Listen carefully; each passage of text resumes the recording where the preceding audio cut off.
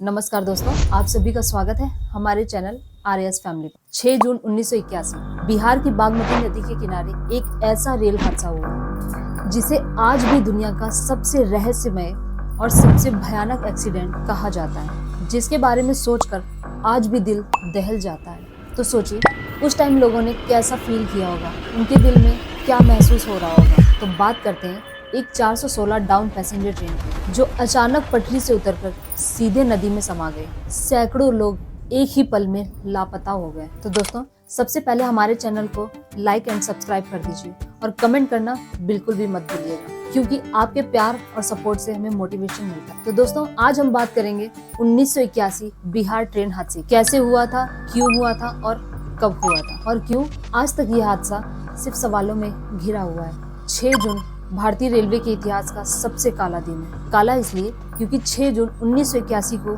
एक passenger train के 9 डिब्बे में से 7 डिब्बे बिहार की बागमती नदी में समा गए। हादसे में मीडिया के द्वारा बताया गया कि 500 से 800 लोगों की मौत हुई। आप सबको क्या लगता है, सिर्फ 800 लोगों की ही मौत हुई होगी या इससे ज्यादा? इसके बारे में आपकी क्या राय है? ये भारत के इतिहास का अब तक का सबसे बड़ा रेल हादसा है और श्रीलंका के बाद दुनिया का दूसरा सबसे बड़ा रेल हादसा है। दोस्तों, बस इतना ही नहीं, इसके बाद और भी रेल हादसे हुए हैं, जैसे कि केरल रेल हादसा। 8 जुलाई 1981 केरल के पेरवन के पास आइलैंड एक्सप्रेस के साथ एक लोकल पैसेंजर ट्रेन से टक्कर के कारण 150 लोगों की मौत हो गई।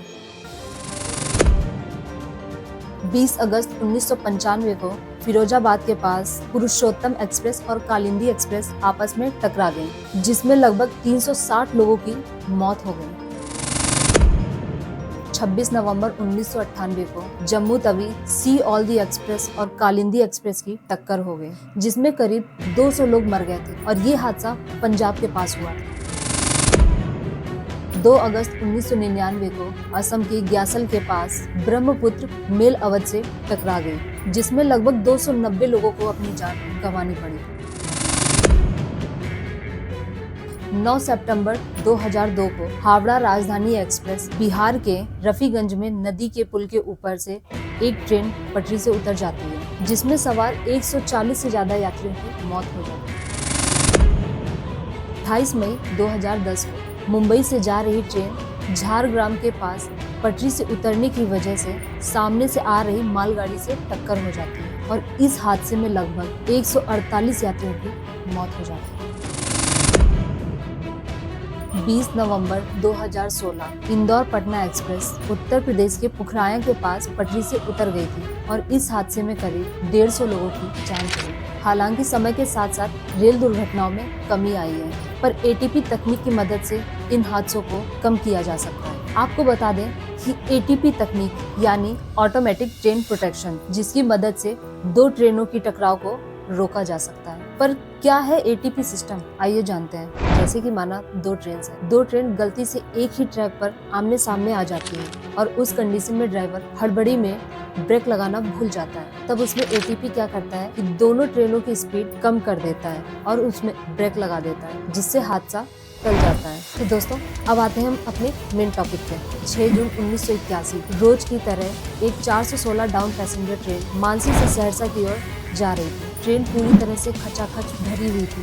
पैसेंजर ट्रेन के अंदर यात्री अपनी मस्ती में थे, कुछ अपने गांव वापस लौट रहे थे तो कुछ अपने गांव से काम के लिए शहर की ओर बढ़ रहे थे। ट्रेन में सभी लोग एक दूसरे से हंसी मजाक करते हुए अपनी मंजिल की ओर आगे बढ़ रहे थे। शाम के समय मौसम अचानक से बदलने लगता है और तेज आंधी, मूसलाधार बारिश शुरू हो जाती है, जिसकी वजह से नदी उफान मारने लगती है। ट्रेन के ड्राइवर ने जैसे ही ट्रेन पुल पर चढ़ाई, उसके कुछ ही मिनटों बाद इमरजेंसी ब्रेक लगा दी और कुछ ही सेकंडों में यात्रियों ने महसूस किया कि ट्रेन अचानक झटका खाकर एक तरफ झुक रही थी। सभी यात्री चीखने चिल्लाने लगे और तभी अचानक 9 में से 7 डिब्बे सीधे बागमती नदी में समा गए। लोग मदद के लिए चिल्ला रहे थे, लेकिन तेज बारिश की वजह से उन्हें समय पर मदद नहीं मिल पाई और धीरे धीरे नदी पर तैरते सब किनारों पर मिलना शुरू हुए और कुछ सब 20 से 25 किलोमीटर दूर बह गए थे। दुर्घटना स्थल तक राहत बचाव दल को पहुंचने में कई घंटों का समय लग जाता है। इस कारण सैकड़ों लोग अपनी जान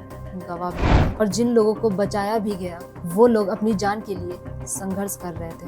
बोगियों के नदी में गिरने के बाद हर जगह चीख पुकार बढ़ जाती है और कुछ यात्री चोट लगने की वजह से नदी में डूब जाते हैं और जो तैरना जानते थे वो बड़ी ही मुश्किलों से अपनी जान को बचा पाते हैं। नतीजा ये हुआ कि कम से कम 500 से 800 लोग बह गए थे। उस टाइम पे एनडीआरएफ टीम नहीं हुआ करती थी, सिर्फ गोताखोर हुआ करते थे और गोताखोरों को बुलाया गया।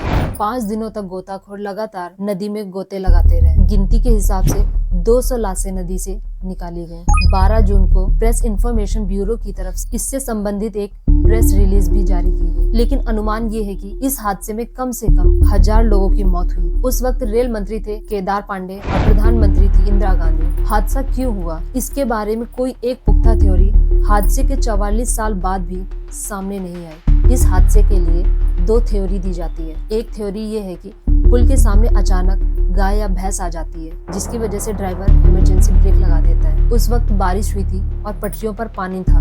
फिसलन की वजह से ट्रेन पुल की रेलिंग को तोड़ते हुए नदी में गिर गई। और दूसरी थ्योरी ये दी जाती है कि बारिश तेज हो रही थी, हवा भी बेहद तेज थी। इससे बचने के लिए ट्रेन के यात्रियों ने ट्रेन की खिड़की और दरवाजे बंद कर लिए थे और ट्रेन तेज हवा का दबाव सह नहीं पाई और ट्रेन पुल की रेलिंग को तोड़ते हुए नदी में गिर गई। दोस्तों, इसकी जांच का अंतिम निष्कर्ष जो निकला वो ये था कि ये हादसा किसी मानव गलती या साजिश का नतीजा नहीं था, बल्कि एक प्राकृतिक आपदा थी। रही बात कि किसी को सजा मिली या नहीं मिली, दोस्तों ये इतना बड़ा हादसा, लेकिन हैरानी की बात ये है कि किसी को भी दोषी नहीं पाया गया, न ड्राइवर, न ट्रैक इंस्पेक्टर और न ही रेलवे अधिकारी, क्योंकि रिपोर्ट में इसे एक्ट ऑफ गॉड यानी प्राकृतिक आपदा घोषित कर दिया गया। सरकारी आंकड़ों के मुताबिक करीब 500 लोग यात्रा कर रहे थे, लेकिन बाद में रेलवे के 2 अधिकारियों ने मीडिया से बातचीत के दौरान मृतकों की संख्या 1000 से 3000 बताई। गौरतलब बात यह है कि ये एक पैसेंजर ट्रेन थी, इसमें कितने लोग थे एक निश्चित अंदाजा लगाना मुश्किल था। आज 44 साल बाद बागमती नदी के किनारे उस भीषण हादसे का कोई नामो निशान नहीं, पर जो लोग बच गए थे वो आज भी उस पुल को पार करते हुए सहम जाते हैं। ये राज हमेशा बना रहेगा कि ड्राइवर ने इमरजेंसी ब्रेक क्यों लगाई। आपको हमारी आज की कहानी कैसी लगी जरूर बताइएगा। अगर भारतीय इतिहास से जुड़ी ऐसी और कहानियों को आप देखना चाहते तो हमारे चैनल को सब्सक्राइब करें, ताकि हम आगे आपके लिए ऐसी ही और कहानियाँ लाते रहें। मिलते हैं फिर किसी और वीडियो, तब तक के लिए राधे राधे।